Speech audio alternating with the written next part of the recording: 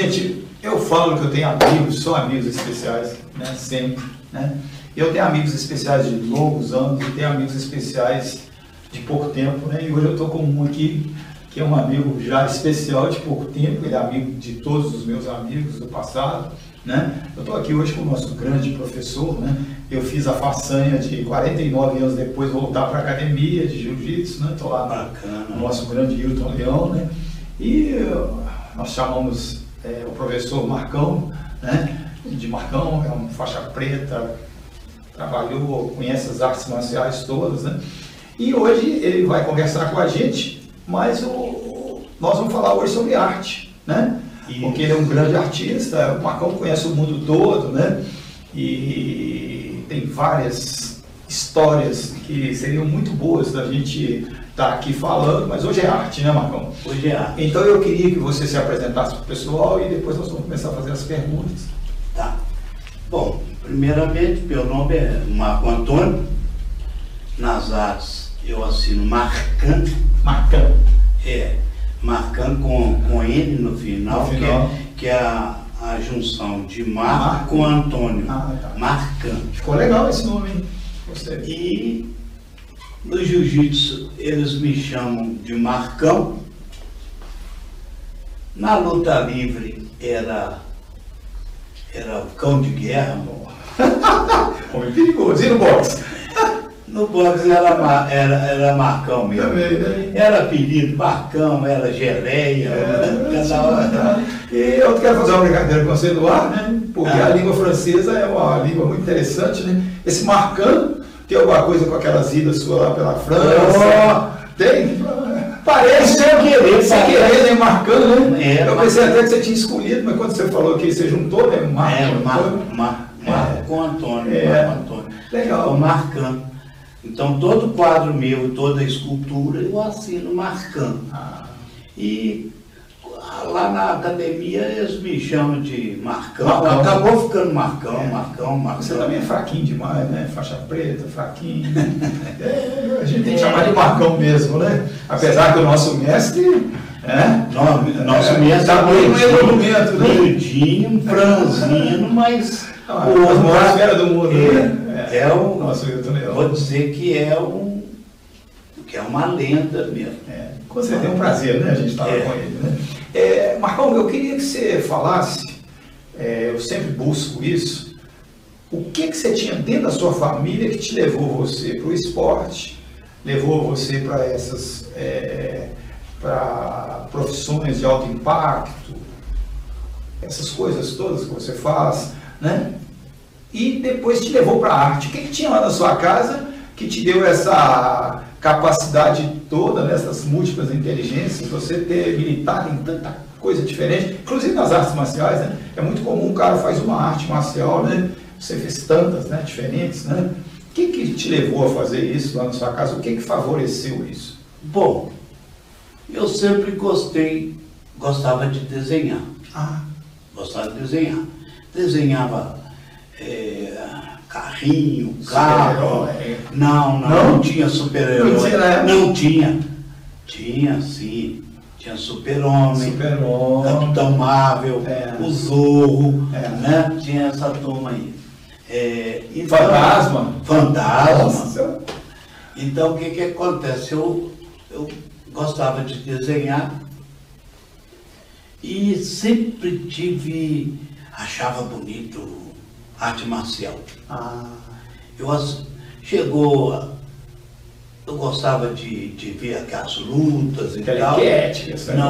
Ainda não tinha. Não tinha telequete? Eu era menino. Você é mais antigo, né? Eu era menino, peraí, eu era menino, não tinha telequete. Tinha, mas quando tinha, que eu sei disso, não presenciei, mas tinha luta livre no Paysandu. Lembro? Eu sei dessa história, tinha luta livre por esse Brasil afora. Depois que a televisão entrou. Tinha o boxe, né? O pessoal da polícia lutava boxe, né? Justamente. Aí o que acontece? Eu gostava de desenhar, achava bonito aquilo, gostava de fazer ginástica, sempre gostei.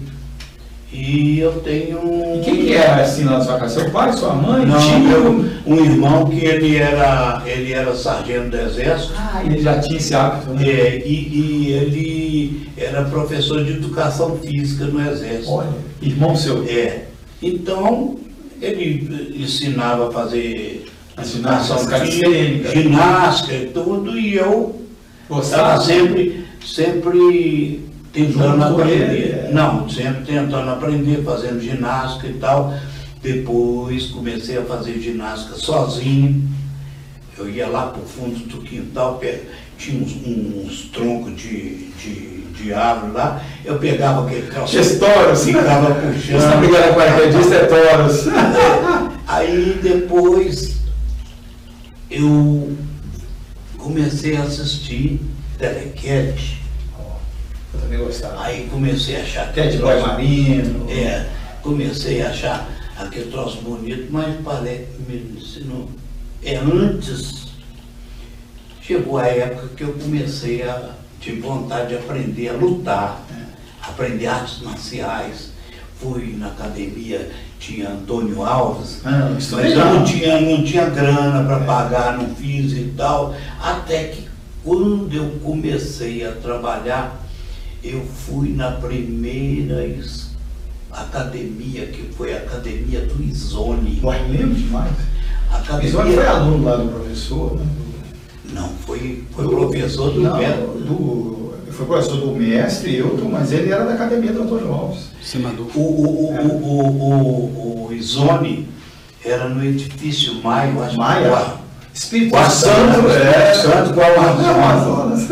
A gente ia lá e aí eu comecei a ver o que era arte marcial. Era luta livre americana e depois tinha uma tal de treinamento para briga de rua, que era 3 contra 1, 4 contra 1, na luz apagada e tal. Mente nos olhos, com a faixa nos olhos. E sumô também você fez, né? Não. E a gente trocava pancada, às vezes saía de lá sangrando no esse tapão sangrando o nariz e tal, limpava. Encontrava com a turma, tudo amigos lá embaixo, e a gente ia tomar um copão assim de meio litro de vitamina de fruta. Vitamina de abacate? Não, vitamina de fruta, que era banana, laranja, abacaxi, mamão, o suco de laranja. Era gostoso demais. Saudável demais. Amanhã nós voltamos e tal, aquela turma toda. Uma turma bacana, bons tempos. E daí tal. O próprio corpo sentia a necessidade daquele, de voltar, já estava acostumado naquilo. Depois eu acabei que fui entrar conheci no Mineirinho a luta livre olímpica e o boxe. Então eu fui aprender luta livre olímpica e boxe. Que legal, né? Do boxe tive bons momentos no boxe. Na luta livre olímpica não, porque não, eu gostei mais do boxe. E voltei para treinar jiu-jitsu. Aí já não era luta livre americana, era jiu-jitsu com o mestre Hilton. Depois voltei para o Mineirinho outra vez, para boxe e luta livre olímpica. Depois fui para o karatê. Você estudou karatê com quem? Com o Marquinhos? Não, o karatê era lá no Champanhar, lá perto da Praça da Liberdade. Champanhar. Com o professor Juarez, nosso estilo era Chorinho. Chorinho. Aí tal, mas eu cheguei até a faixa amarela, eu falei, não, meu negócio mesmo é no jiu-jitsu. Fui pro jiu-jitsu. Foi uma boa escolha, né? Tá aí até hoje, né? Fala pro pessoal sobre a graduação. Eu sou faixa preta, 4º grau, um Hellis. Não, você não vem com essa conversa, mas grande professor. Não. Aí, o que acontece? Mas antes disso, logo que eu comecei no Izone, eu assistia Ted Boy Marino, luta livre, eu ficava empolgado. Telequete Montinho? Montila, Montila, Montila, telequete Montila. E eu achava que troço bonito. Legal demais, né? E eu ficava, eu punha o saco de pancada lá no fundo do quintal e treinava drape. Tá, bater com as duas pernas lá no cara e tal, aquela coisa toda. E até que um dia, foi no Mineirinho, a gente treinando luta livre olímpica, que apareceu a oportunidade de entrar pro telequete. Aí nós entramos pro telequete, a gravação era pela TV Bandeirante, a gravação era feita no Orion. Orion, para quem não sabe, é o Clube Orion, né? É, Clube Orion. Famoso, né? É.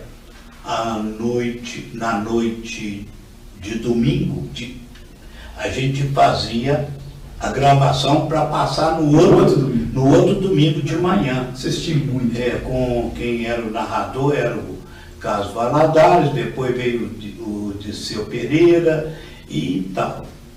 E foi aí que eu comecei no telequete, gostei e tive de afastar um tempo porque sempre tinha luta e tinha competição no interior e tal.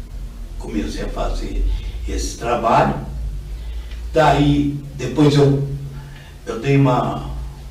voltei para o jiu-jitsu outra vez e estou lá até hoje. Agora, é uma coisa que eu acho interessante, porque nós estamos falando só de luta. Não, nós vamos entrar agora. Que eu quero que você fale bastante disso, você já falou o suficiente. Isso não estraga a vida de um futuro artista, as artes marciais, né? E nem o artista depois pode praticar arte marcial, né? Que hora que você começou realmente essa carreira sua de escultor?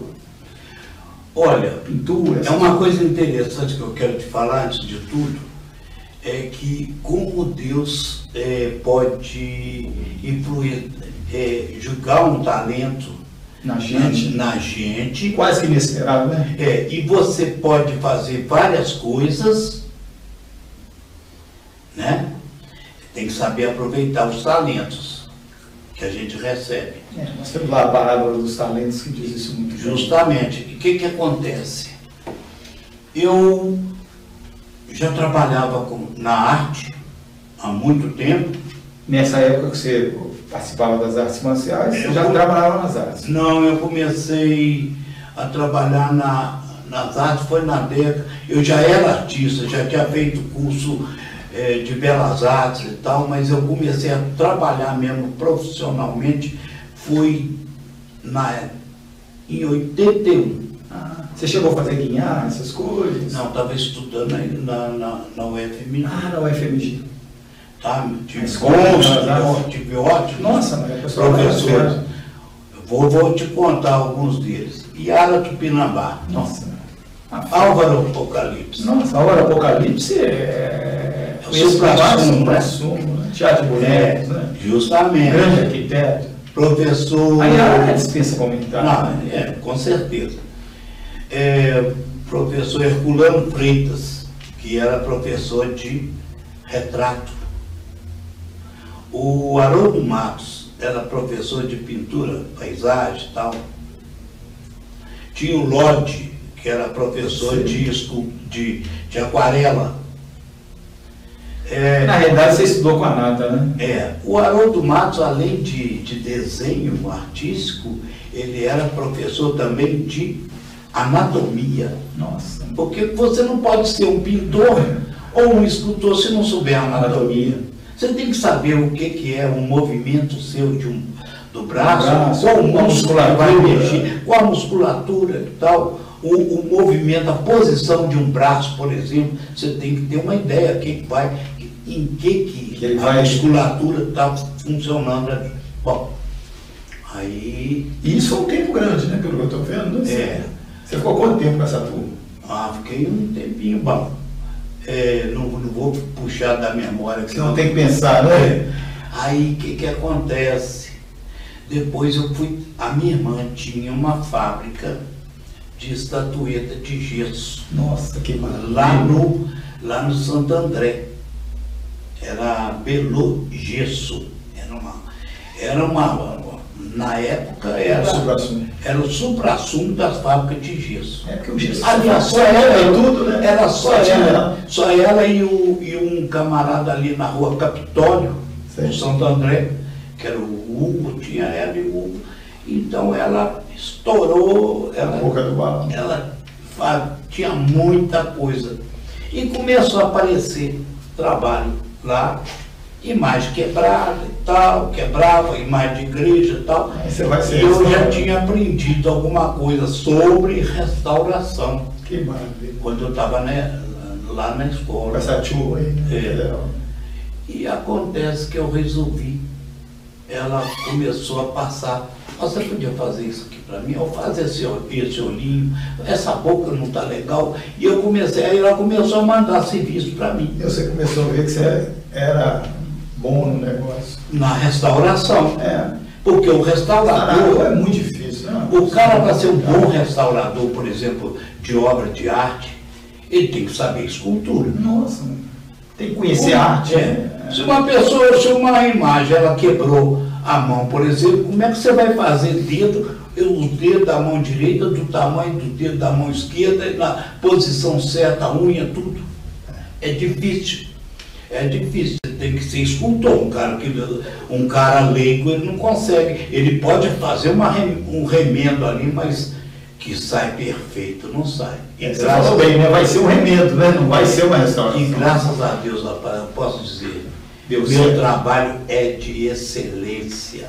Desculpa a falta de... Não pode falar um negócio para você? Aqui a gente tem que falar a verdade, né? Eu falo que a vida do artista é muito complexa, porque o artista... ele não perde gol, ele tem que fazer o gol, e se ele chegar na porta do gol e perder, ele derruba a arte dele toda, né? Então, você tem uma escultura para restaurar, você pode fazer ela ficar pior do que ela chegou, quebrada, né? Ou pode restaurar mesmo, mas é uma vez só, né? Não tem duas chances, né?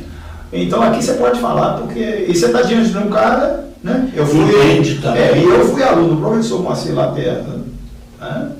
Eu tive uma companheira que é uma das maiores artistas plásticas e atrizes do Brasil, né? Minha mãe foi uma artista, você viu hoje a obra dela, né? Muitos. E eu sou de uma família de artistas, né? E de futebol, de música, né?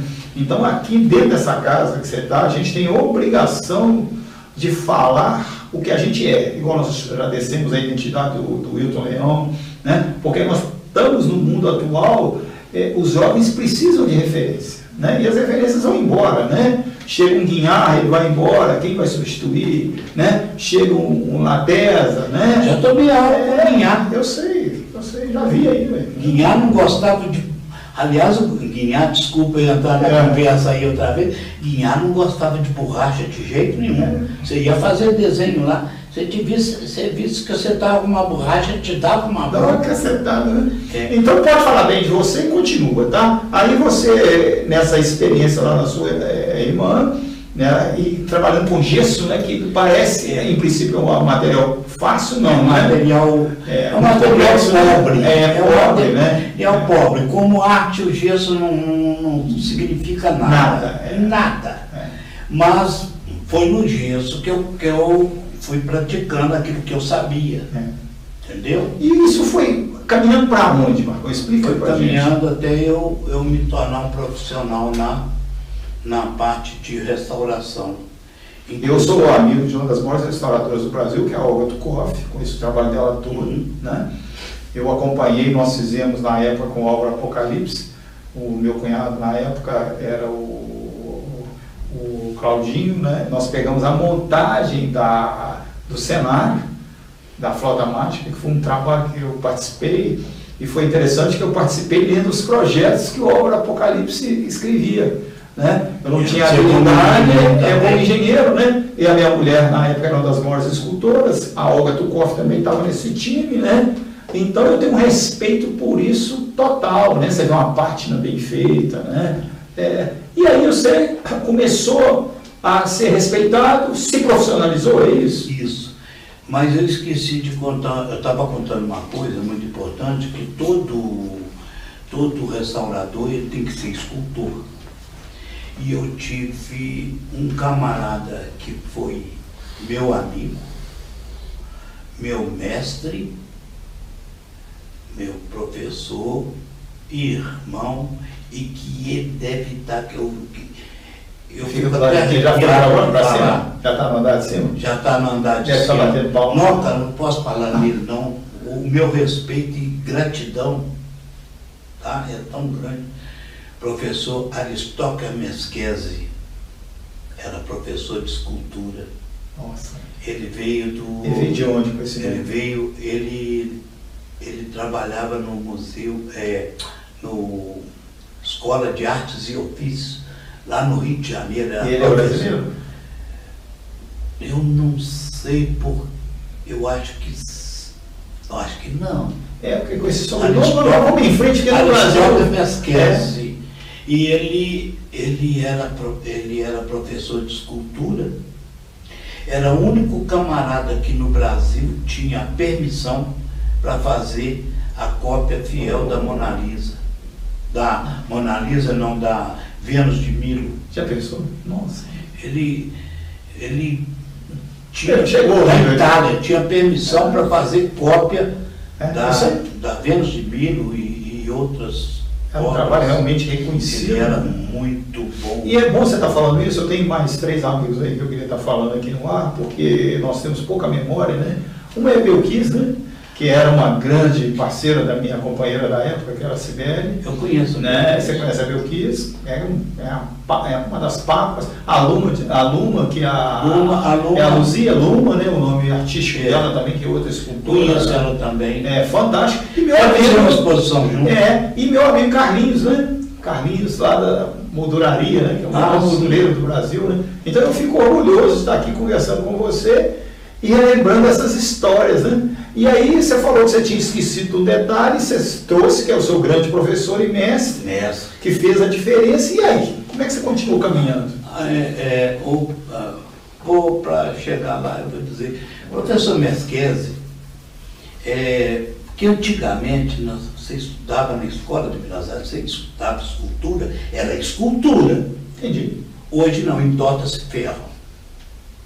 Desculpa. O pessoal perdeu muito, né, qualidade. Então a gente tinha de copiar.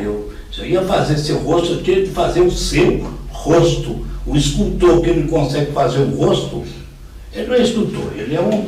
Ele não tinha essa moleza de 3 dimensões no computador, não? Ele fuga, né? Desenhado. Ele é o enrolador, ele não é um profissional.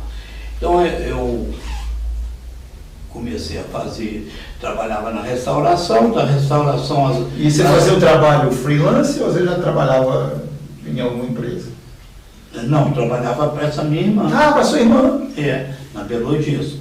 E daí, dava aula também de arte, artesanato no Sesc, e ali na rua Tupinambás tinha uma firma lá que eles davam aula também de arte e artesanato. E você já começou a ser professor, né? No artesanato, qual que era a sua especialidade ou era tudo? Não, você tem um jeitão de fazer tudo, né? Não, faço qualquer coisa, inclusive eu tive cerâmica. Eu tive uma fábrica de cerâmica e a gente fazia essa coisa toda. E você pinta a cerâmica também? Também, esmaltava tudo. Eu tinha um ateliê ali na rua Avenida Contorno, com Magalhães Drummond, que é a continuação da Espírito Santo. Ah, tá. Eu tinha um ateliê. No Santo Antônio ali. No Santo Antônio.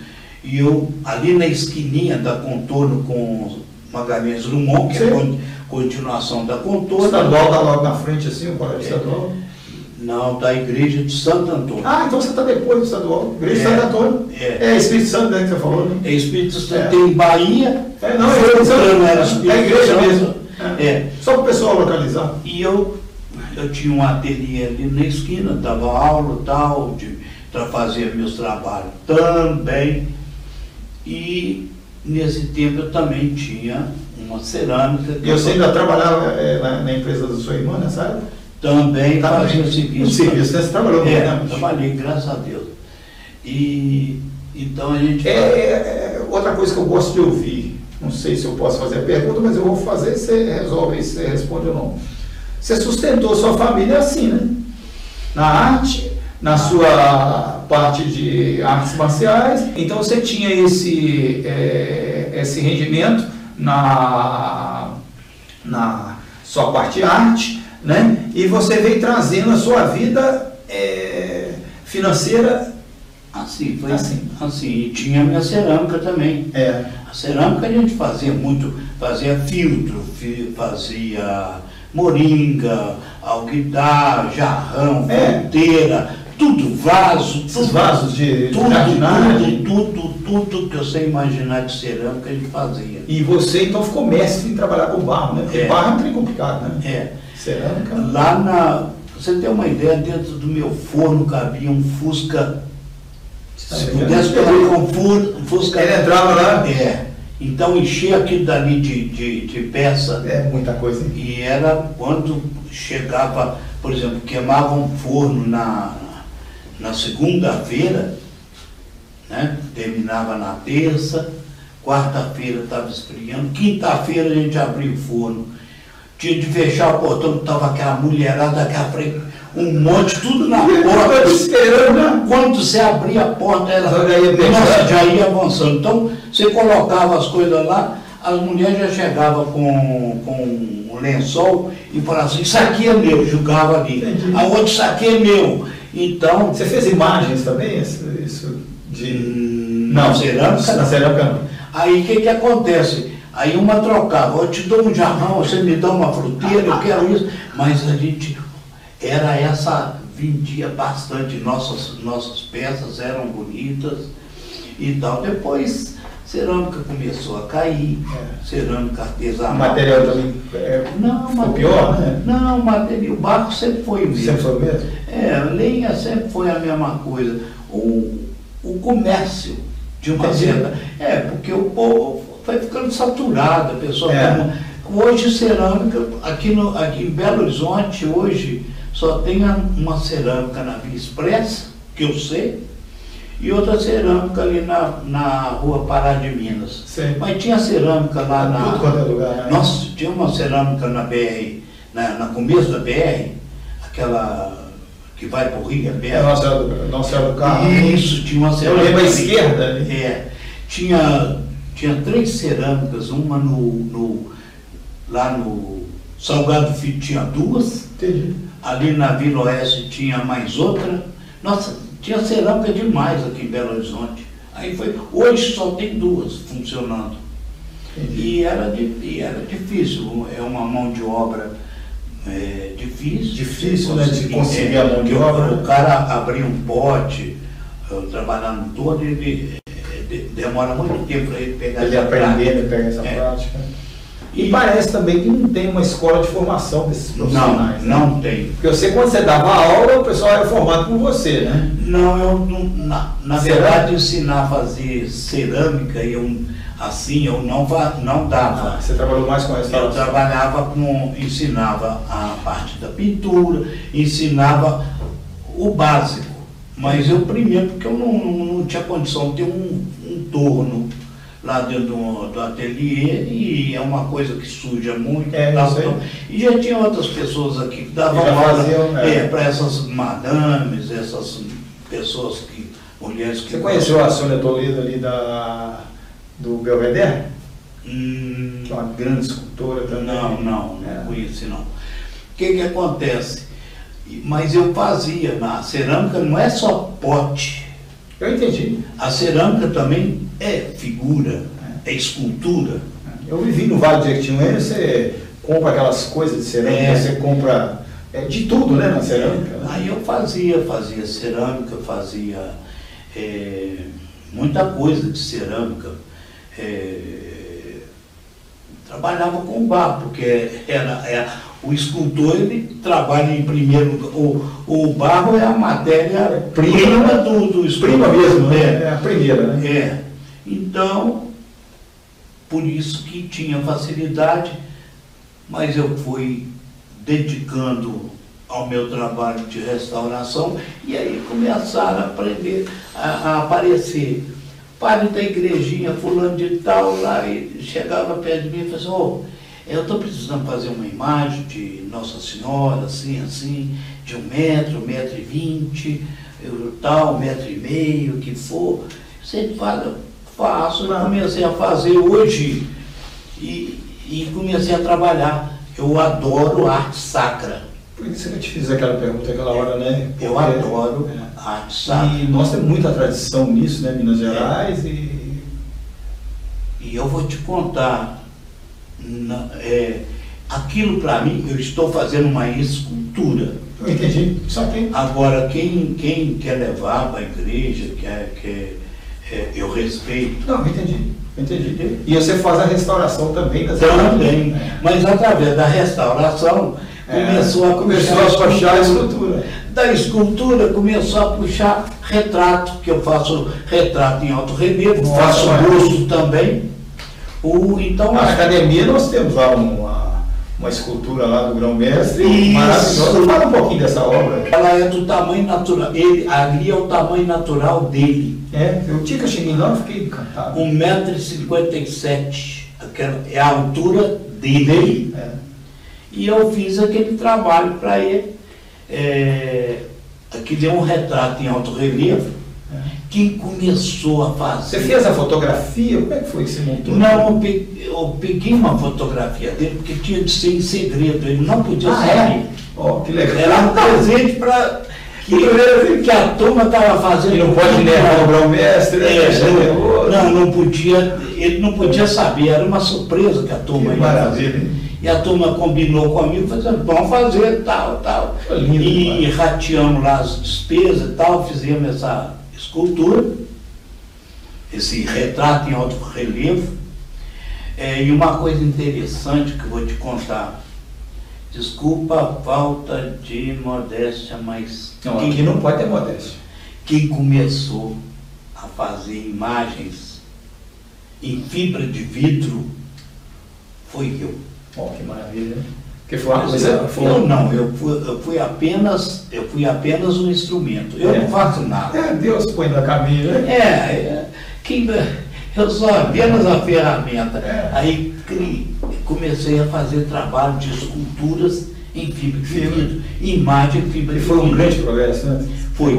Aí, às vezes o padre chegava, pois é muito pesado, cai, quebra e tal. Eu lembro o primeiro padre que apareceu, que fiz serviço para ele, eu falei, padre, vamos fazer o seguinte, eu vou acabar com esse problema desse peso dessa imagem para o senhor, vou fazer isso em fibra de vidro. Foi o primeiro que, e vou falar até o nome dele, ele é muito amado no santuário São Judas Tadeu, Padre Pedrinho. Nossa, Padre Pedrinho. E aquele santuário lá é lindo, né? Ele é amado por esse Belo Horizonte todinho, Padre Pedrinho. Ele está vivo ainda? Tá. Foi, bom, pelo menos que eu sei. Porque a gente muitas vezes perde os amigos sem saber, né? E ele não deve ser novinho mais, né? Não é novinho, não. Ele foi que iniciou, que construiu a primeira igreja que ele construiu, foi no bairro do Cabral. Depois ele foi por Salgado Filho, depois ele foi... Aquela igreja Salgado Filho foi ele que fez? Não, ele trabalhou lá. Ele fez desde o primeiro tijolo a igreja lá no Dom Cabral. Depois ele foi para o Santuário São Judas como reitor.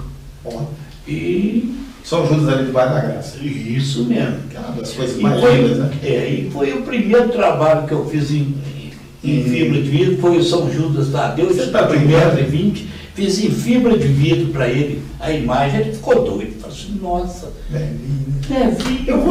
você vem, eu devo orar lá, porque eu vou... Aquela imagem que está lá foi nós fez. Já orei demais ali.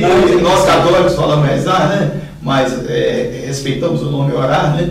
Eu, periodicamente, minha mãe, quando era viva, a gente ia demais lá, minha avó, entendeu? E já rezei demais ali, rapaz. Depois aí... Pega a água benta lá do lado, né? Isso. Depois daí eu comecei, aí, mas eu já trabalhava com várias igrejas. E só uma curiosidade, você pintou a pintura dela? Você Tudo foi feito aqui, porque eu pinto também. Isso eu sei, mas é Eu uma pinto, perfeição aquela eu imagem. pinto tanto em tela como quando a imagem ela é policromada, é comigo. E é um trabalho muito bem feito, não é feito a pincel, é feito a pistola. A pistola e é difícil você fazer você controlar, quando fazer o olhinho, fazer tudo. E hoje eu posso dizer que eu tenho trabalho de escultura, de imagem, restauração em várias cidades aqui de Minas, várias igrejas, graças a Deus. E só de imagem eu trabalhei fiz uns trabalhos para o Opus Dei, do padre Zé Maria Escrivá, já vi falar, espanhol. Hoje é São José Maria Escrivá. E trabalhei para as irmãs de Vedruna, Joaquina de Vedruna. Então onde que elas são? Elas são do Paraná. Então eu tenho Santa Joaquina no Paraná. Em cada estado do Brasil tem uma Santa Joaquina que eu fiz. Em cada país da América do Sul tem uma Santa Joaquina feita por mim. Que é da ordem, ele foi passando para todos. Então, e da América Latina toda. Entendi. Até no México. Eu vou te contar, viu? Eu pensei que você era bom só de jiu-jitsu. A gente tenta fazer isso que eu faço. Agora, uma coisa interessante. Olha como é que Deus te dá tantas oportunidades, te abençoa tanto os seus talentos, que essa mesma mão que acabar de bater um saco de pancada, é isso que eu ia falar aquela hora. Um saco de pancada, fazer um olho de uma imagem. Precisar fazer um rostinho desse tamanhozinho, num anjinho, tranquilo, com a mesma suavidade que eu faço. Já ao contrário, se precisar de bater no saco de pancada, onde essa mão bate, eu vou te contar, posso dizer, estraga. Eu sei. Nós treinamos você lá, né, professor? Eu estou voltando agora, entendeu? Né? Eu chego já peço clemência antes, né? Porque senão. Eu falo que onde a minha mão bate não nasce cabelo. Eu estou repetindo isso do Maguila. Hoje nós falamos, eu falei, bacana isso. Eu estou repetindo as palavras do Magrilo, não foi eu que inventei isso, não. Mas essa delicadeza, né? E suavidade. Você vê como é que Deus faz a gente versátil? Isso é que eu acho interessante, porque eu milito em várias áreas, né? Eu milito no teatro, milito na dança, na música, no esporte, trabalho com atletas de alta performance, né? Na engenharia eu trabalho com equipes bravas, né? de engenharia, sou perito nos fóruns, né? E essa versatilidade minha sempre incomoda, eu vejo que incomoda as pessoas que não são versáteis, né? Só que você chega uma hora na sua vida que você começa a encontrar gente versátil, né? Igual nós já conversamos fora, em off, dessa carreira sua, né? E eu queria que você falasse mais um pouquinho disso, porque a gente pensa, né? Tanto que nós que treinamos com o grão-mestre, nós chamamos, né? E os grandes mestres do jiu-jitsu, a arte suave, né? Do jiu-jitsu. Arte suave, né? Principalmente quando está na mão grão-mestre, que você falou da altura dele por aí mesmo, né? Uma pessoa de estatura de 1,57 m, 74 anos, 54 quilos e é imbatível no jiu-jitsu, né? Difícil. E eu fico... pode ir. E é um gentleman, né? Uma pessoa de uma espiritualidade muito grande, e além disso é o seguinte, sabedor de tanta coisa transcende, né? E eu queria que você falasse um pouquinho, porque a arte para os homens é quase que um tabu, né? Entendeu? Né? Logicamente nós tivemos grandes homens artistas, né? Eu poderia estar citando aqui o professor Marcos Mazzoni, né? Pai da Marina, lá da sua terra, lá de São João do Rei, né? Então, são pessoas fantásticas. Um fotógrafo fez 50 mil fotografias do Barroco Mineiro. Já pensou que coisa maravilhosa? De onde que você acha que vem essa suavidade sua? Para a gente deixar isso para o nosso público. Porque eu brinco que suavidade é treinamento, né? Você vai treinando, né? Você treina os olhos, né? Você treina o pensamento, escuta uma boa música, né? Porque aquela imagem, eu agora, quando eu for rezar lá no São Judas Tadeu, eu vou lá sempre, né? Então vou ter que lembrar do meu grande amigo aqui, né? O que faz você ter essa suavidade para trabalhar com isso, né? A minha mãe, eu olhava aquelas palhetas de tinta, né? De repente, né? A Jussara Costa, que foi minha companheira de vida, né? Essa artista maravilhosa, né? Aí você vai para a dança, né? Nós citamos a Sibeli Figurinha mesmo, uma grande escultora, amiga da Belkis, né? E uma dançarina, nós dançávamos tanto argentino assim, que é uma coisa maravilhosa, né? E parece que nós somos obrigados a não sermos sensíveis, nós somos obrigados a fazer uma coisa só, né? De onde que você acha que veio isso para você? Porque você é muito forte, né? Se eu for olhar você na rua, eu vou achar muito mais que você é um lutador do que um artista. Né? Não vão ver essa parte da arte, né? É o seguinte, eu nasci em São João del Rei. Que era de grandes mestres. Marcos Mazzoni, né? Um deles. Aí... No meio da arte também, né? No meio da arte. Esse dom veio de Deus. Então eu acho que é muito simples, gente. Eu não começo nenhum trabalho sem pedir a proteção e a orientação lá de cima. Eu tenho que... É sagrado. Se eu não pedir a proteção e orientação, não vou conseguir fazer. Vai conseguir fazer. E quando termino o agradecimento pelo feito, né? Pelo feito, e dos seres espirituais que também estiveram presentes ali. Os grandes mestres como Van Gogh, Cézanne, Monet, Matisse, Rodin e Camille. Nossa Senhora. Eu tenho que... Eu já assisti, eu já li esses todos, eu assisti Modigliani, Picasso. Então você ficou até vermelho, hein? Eu fico emocionado quando falo desses grandes, né? E acontece o seguinte, e eu trabalho, venho dessa terra de grandes artistas, peço a proteção de Deus, que Deus coloca talento para cada um. Para cada um. O seu talento vai ser na arte da alvenaria, o seu talento vai ser na arte da música. O cara está achando que ele é um profissional da alvenaria. Não, ele é um artista. É um dom que Deus deu a ele. Ele tem a necessidade. A gente que é engenheiro, ele precisa, é necessário. O Gari, nós precisamos. Aquela limpeza, o cara cantando. Esses são nossos heróis. Você tocou tudo. Entendeu? Eu, na realidade, quando eu chego, eu vejo uma obra rococó, nesses barrocos, né? E a gente que vem da engenharia, né? Tocando obra, né? Você fala assim, eu não acredito que o cara fez isso. Você vê um aleijadinho, né?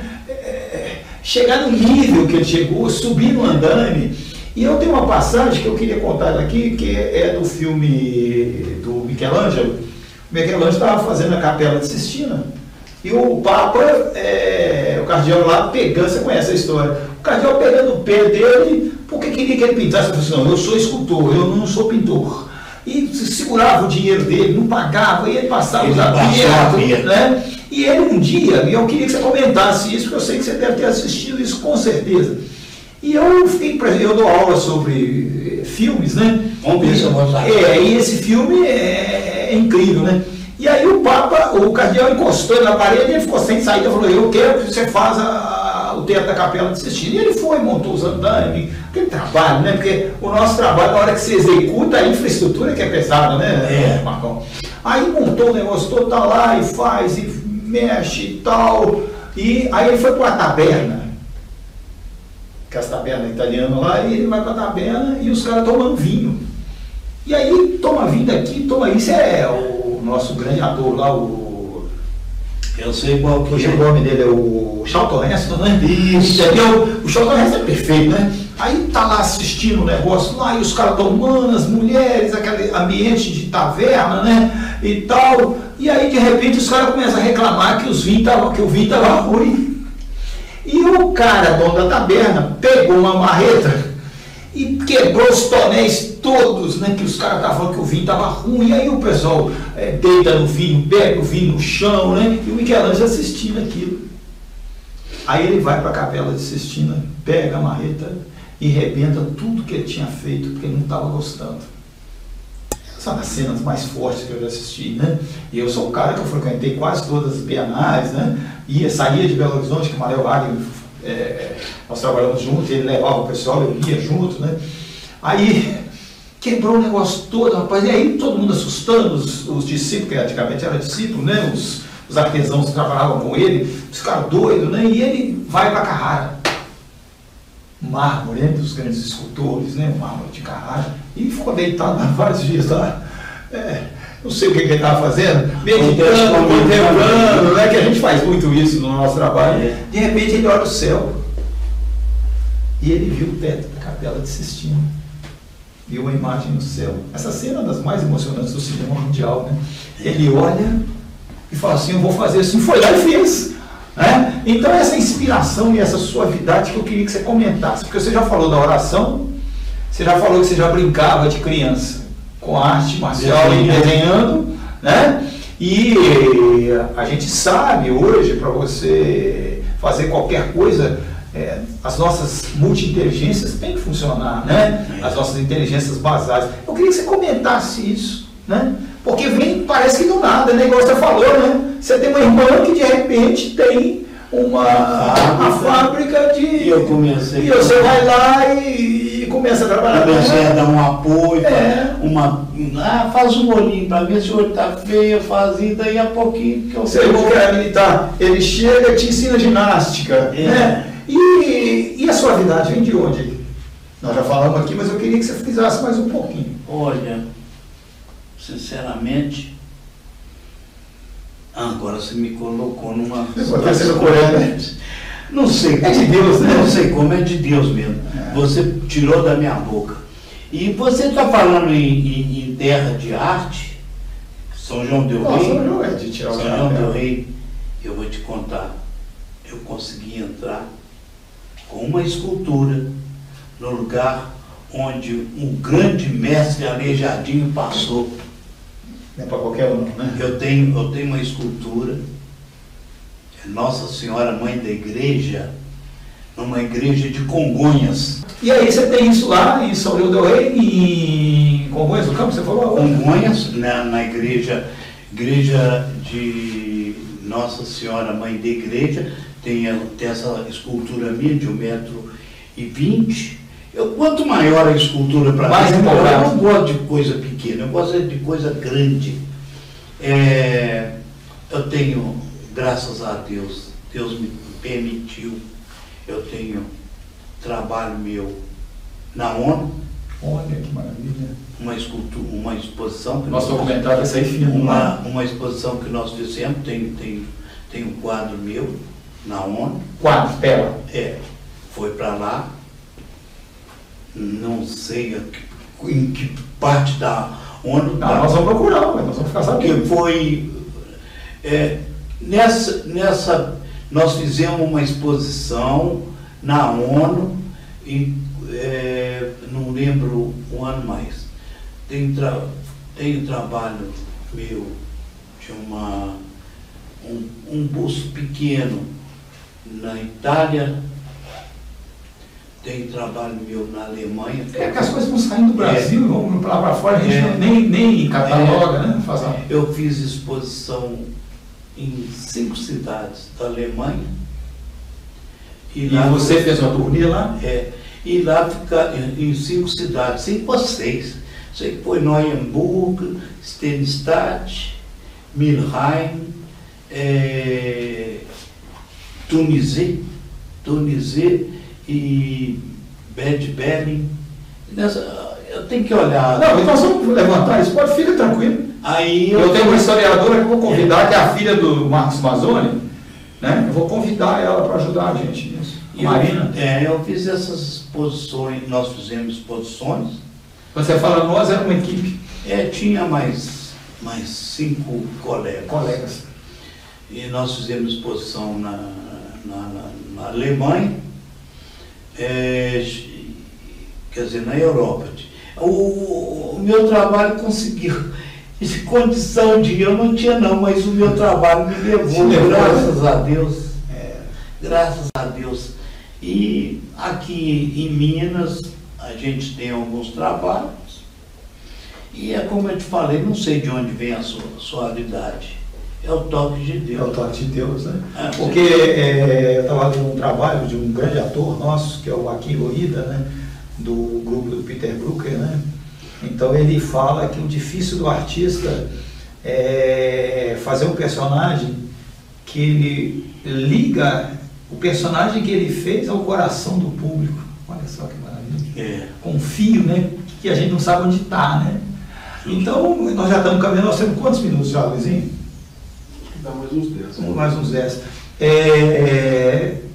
3 coisas que eu vou te pedir, né? Porque a gente fala que quer e nem sempre a gente consegue, né? Eu vou te fazer uma pergunta no ar que é difícil responder, mas se você quisesse responder, depois eu te explico por quê. Você falaria a sua idade para o público? Olha, a minha idade, falo, é aquilo que o cara achar. Se ele achar que eu tenho 20 anos... Já gostei de ouvir isso. E a sua idade? Se ele falar assim, não, esse cara tem 90, eu tenho 90. E a sua idade cronológica, qual que é? Como? A sua idade real? Eu não tenho idade. Você não considera isso, né? Não, eu não tenho idade. Eu estou te fazendo essa pergunta. Eu estou falando isso pelo seguinte, porque... Eu penso igual você. Eu sou até moral, eu não tenho idade. Eu não tenho idade. Agora, eu me respeito muito, porque aos 67 anos, tá? 49 anos depois, eu voltei para a academia de jiu-jitsu. Tá? Eu adoeci, dezembro de 2018, eu estava pesando 58 quilos, enganado pelos médicos. Tá? E estou aqui agora conversando com a gente. Graças a Deus. 2 anos depois, eu tive um livramento, né? E eu gosto de falar isso, e eu nas minhas aulas de longevidade, eu aconselho as pessoas não pensar na idade que elas têm, pensar na experiência que elas têm, né? E eu te forcei aqui, e você acabou indo dentro do que eu penso, né? A idade é a que você tem, é a que você projeta. Porque a pessoa acha, eu sinceramente, eu nunca imaginei que você tivesse a idade que você falou. Pois é, é verdade. Sabe o que é? Eu acho que a idade está no espírito da gente. Sem dúvida. Se você me perguntar a minha idade mesmo, quanto? Eu devo ter mais de 1000 anos. Porque vidas, né? Mais de 1000 anos. Você está me lembrando uma pessoa? Muito mais. Posso dar uma inclusive, eu já falei com o mestre Hilton, assim, mestre Hilton, você lembra quando a gente estava nós dois naquelas arenas de Roma? Os gladiadores? Aquele cheiro de sangue e suor e aquela poeira das arenas romanas. Ele falou assim, não, Marcão, que tinha pensado, verdade, porque eu cheguei a sonhar com isso, né? Eu falei assim, mas isso não é nada não, você esqueceu Ele falou assim, isso não é nada não, você esqueceu do nosso tempo de samurai? Samurai, nossa senhora. Então eu tenho muito mais do que essa idade aqui do planeta. Saquei. Hoje, É um grãozinho de areia. Essa semana eu estava... É um segundo no tempo. Eu estava discutindo com um grande amigo, né? Um grande educador, tem alto nível em 4 artes marciais diferentes, né? É o meu amigo André, né? E o André, ele estava conversando comigo e ele falou que ele está um pouquinho ansioso, porque está fechando agora um pós-doutorado em Portugal, né? Eu falei, que bom, hein? Porque o cara, quando ele está ansioso, ele está dando um salto para o futuro, né? E se ele deixar a ansiedade, se ele tiver ansiedade negativa, ele deprime, né? Então nós chegamos no lugar. Então eu queria cantar uma música para você, para a gente fechar, mas é um pedacinho só. Tá. Uma das minhas ex-companheiras, que nós éramos pares de dança, e um dia nós tivemos uma conversa. Eu falei, você toma cuidado comigo, eu vou cantar uma música. Eu peguei o violão e comecei com ela. Eu estava andando numa rua da cidade, tá? Com uma cuia na mão, tá? E com a minha viola. E eu vendo o público, eu não pedi esmola, eu pedi a eles que fizessem uma contribuição pela história que eu ia contar para eles. E comecei a contar essa história. Eu nasci há 10.000 anos atrás, eu nascia. Ela começou a rir, agora você me pegou, né? Então é mais ou menos isso, né? Então eu queria deixar para você uma cena que eu uso muito isso no meu trabalho. Eu acho que isso não é meu, né? Nós temos um grande homem no Brasil que ele costuma tirar o chapéu ou não tirar o chapéu, né? Então eu queria tirar o chapéu para você aqui, depois vou te dar um abraço, tá? Por essa carreira maravilhosa, por essa sua capacidade, né? Nós vamos fazer o documentário da sua carreira, porque o Luizinho me cutucou, né? Que é o meu grande parceiro, falou assim, o que você acha? Eu falei, eu tô achando que se o Marcão abrir a caixa de ferramenta dele lá, nós vamos passar apertado, né? Entendeu?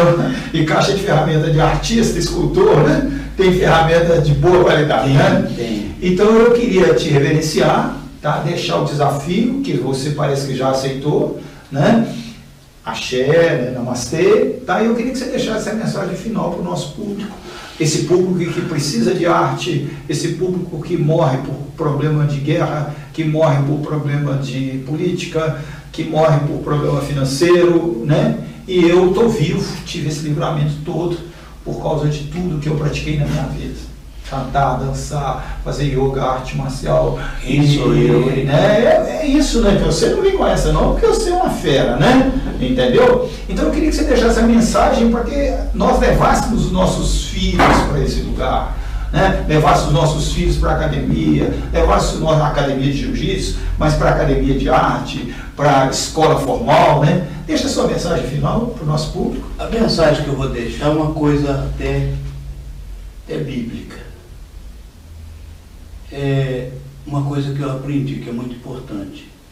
Acreditar primeiro no Papai do Céu e acreditar naquilo, parece que foi Paulo que diz, tudo posso naquele que me fortalece. Nossa. É isso que eu tenho para dizer. Luizinho, não é sempre como isso, mas o respeito que nós temos pelo Marcão, né? Eu queria que, se você puder, eu não sei se você consegue, mas se não pode ser daí, você deixar sua mensagem para o Marcão, para nós. Se você quiser entrar na imagem também, fica à sua disposição, né? Porque eu acho que vale a pena, fica do lado do Marcão, porque ele é seu fã, tá? E ele nós conseguimos levar ele para a academia, né? Com certeza, faz parte da nossa equipe, Eu queria dizer, né, que é um grande prazer, né? Você está aqui com a gente hoje, porque já tem 4 semanas que nós estamos agendando essa possibilidade. E nós queríamos fazer um trabalho, igual o Luizinho falou, um documentário da sua obra. Sim. Entendeu? Inclusive você repassar a sua técnica. Com isso. Repassar a sua técnica. Porque hoje nós não temos, igual você falou, hoje nós não temos, não é escola, né? Tem escola, mas nós não temos mestres. Hoje mudou. Tá cheio de escola, tá bombando de escola. Mas mestres, tá difícil. O mestre que fala que não pode usar borracha, ele tem o máximo da sabedoria. Porque quando você guinhar, ele é o mestre, lógico, um grão-mestre, né? Quando ele apaga com a borracha, ele apaga no cérebro, ele não aprendeu. Por isso é um grande educador. Tem que aprender com o erro, tem que aprender com o errado e com o certo. Então é um grande prazer, né? Não vou roubar a entrevista, não, pode. É um privilégio nosso você estar aqui e nós vamos continuar esse bate-papo. Eu fico honrado. Eu tinha saído só de minuto aqui, eu vou botar nossas 3 mãos aqui. É igual eu tenho uma escultura que eu fiz, são 3 mãos. Olha só. Então nessa escultura está meu filho, está eu e meus 2 filhos. Que maravilha. Gente, só agora tem que fazer uma de 4 mãos. eu não foi por maldade, eu acabei esquecendo de colocar a mão da mãe dele. Da mão deles, né? Mas tá na hora, né? Tá na hora, né? E eu quero que essas nossas mãos, sempre, eu quero que essas nossas mãos que estão unidas aqui, como dizia minha mãe, a hora que elas se separarem, elas vão se separar só para fazer arte, fazer o bem. Beleza? Um beijo no seu coração, ele é seu meu parceiro, seu também, né? Vai lá. E a mensagem final sua, então, né? Já tem essa escultura de 4 mãos aí, tem que sair, né? Tem que sair. O que você deixa para o nosso público? Além dessa responsabilidade da gente fazer esse documentário seu, né? E essa sua liberdade que você tem de mostrar a sua obra, né? Porque tem gente que não tem essa gratidão à obra dele, né? Olha, eu digo o seguinte, a gente deve sempre acreditar que a gente pode fazer alguma coisa. Eu escutei de uma pessoa uma frase que eu tomei ela como que fosse minha, e eu tomei para mim. Roubei essa frase e eu falo isso bastante. De coração aberto. Querer é poder quando se sabe o que quer. Maravilha. Então, quando você quer alguma coisa, você tem um objetivo e sabe o que quer, não, eu quero vencer, eu quero ser bem-sucedido, né? Então, isso já é saber o que quer. E querer é poder. Todos nós podemos querer, podemos e devemos confiar na gente, confiar em cima, naquele que nos orienta, que nos dá os livramentos, nos dá os caminhos, que nos orienta, que ensina o caminho do bem, e sempre pensar no bem. Tudo aquilo de bom que a gente pensa e que joga no universo, no espaço, volta para a gente com certeza em dobro. Desejar o bem para o mundo inteiro, né? O universo,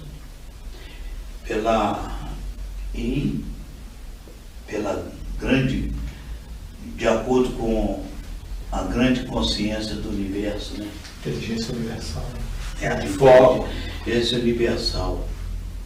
E aí, eu não sou muito bom de mensagem e tal. Você é bom de arte, você é um artista. Mas né? é o que eu penso. Não devo ter se você... Porque eu não treinei para uma coisa, nem escrevi, nem decorei o que eu ia falar, fui surpreso. E é isso, né? E se você vê como é que eu fico lá no santuário de São Judas Tadeu, na frente lá da escultura... Mas você vai visitar em Congonhas a igreja Nossa Senhora, Mãe da Igreja. Você vai ver o trabalho, você vai ver que Nossa Senhora bonita, ela está em cima, com os anjinhos de lado, e uma coisa que eu sempre fiz. A tradição da Europa é fazer o Jesus lourinho, com aquele olhinho azul, tal. São concepções da Europa, né? Não. Eu acho o seguinte, minhas imagens que eu faço, minhas esculturas, né? São a Nossa Senhora, ela é morena, cabelo castanho escuro, o menino também, cabelo castanho, e eu não coloco os anjinhos no pé da imagem, não coloco a cabecinha dos anjinhos tudo lourinho, não. Tem um negritinho, tem um louro, Tem um asiático com o olhinho puxadinho assim. Vai ser bom demais fazer esse trabalho, né? Nós vamos ter que fechar agora. Eu quero deixar um beijo no coração de todos, mas quero falar mais duas coisas. É uma grande chance que a gente está tendo, porque você só citou Fera aqui hoje, né? Começou com a Yara, né? Entendeu? E isso que você está falando toca muito o meu coração, porque eu tenho uma grande amiga, uma das maiores escultoras, restauradoras do Brasil, que é a Olga Tukoff. E eu dava aula para ela de música, de canto e de violão, e o filho dela, e ela me dava aula de desenho, né? E eu sou bom de desenhar, mas a gente não exercitou muito isso. E ela falou, cara, se você me der aula, eu vou te colocar no meu curso. E ela pegou um quadro para fazer um Jesus Cristo. E o meu cabelo, quando ele cresce um pouco, ele é anelado, né? Eu estava muito queimado de sol, né? Ela falou assim, vai ser um Jesus Cristo diferente, né? E você está trazendo isso aí, né? Não tem problema nenhum a gente trazer esses grandes personagens para a nossa terra, né? Então, eu queria pegar suas mãos e uma referência especial. Você falou em desenho, nós tivemos a sorte, o privilégio de ganhar 2 prêmios aqui em Belo Horizonte, prêmio de desenho. Conta para nós rapidinho. Foi naquela época que eles faziam aqueles concursos, de arte. Eu tirei em primeiro lugar um trabalho que eu fiz. O nome dele foi até a Maristela Tristão. Não sei quem que é, foi ela. Eu tinha uma galeria de artes, eu tenho ela e o Walter Sebastião, né, e o Manel Hagen. O Manel era meu parceiro. A Maria Estela, repete o nome dela. Maria Estela Tristão. Tristão, porque o nome dela final é mais difícil. Ela queria ser a curadora da minha galeria. Eu tive uma galeria depois que nós vamos publicar esse trabalho, né? Trouxe grandes artistas, né? E aí acaba de falar, então você ganhou o prêmio. Ganhei prêmio e ela me falou assim, Marco Antônio, mas que trabalho bonito e tal. Ela falou assim,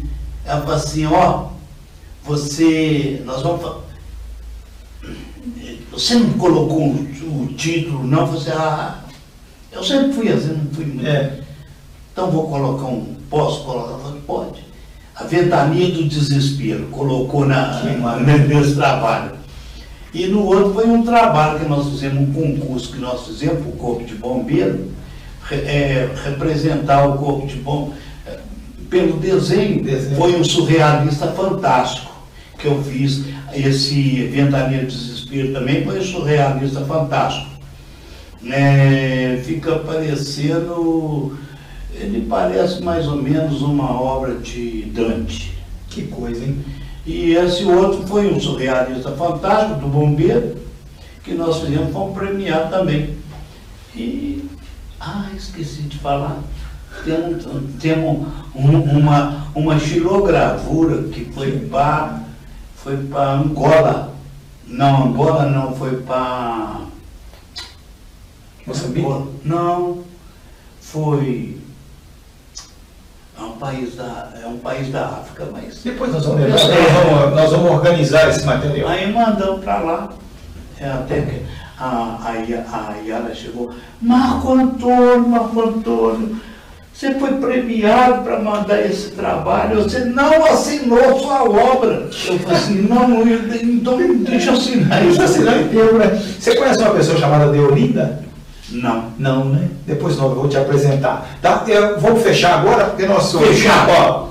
Beijar sua mão pelo respeito, tá? Deus abençoe. E te agradecer demais, te agradecer a força que você me dá lá na academia, né? E a gente tenta, né? E essa amizade sua, a sua brincadeira com todo mundo, né? E agradecer o Luizinho, que o Luizinho é que é o responsável por você estar aqui, sabe? Meu modo de contar também. Essa brincadeira você conta, né? Conta aí pra nós. É dessa, né? E o Dominguinhos fala o quê? Amém. Não, quando eu faço assim.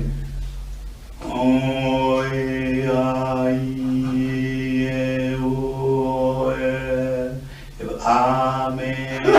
Que é o Ri, Mi, San, Shi, Go, Ho, Si, Ha, Kyu, Ju. Você com a sua inspiração sacra, mineira, você conta, tem que estar explicado.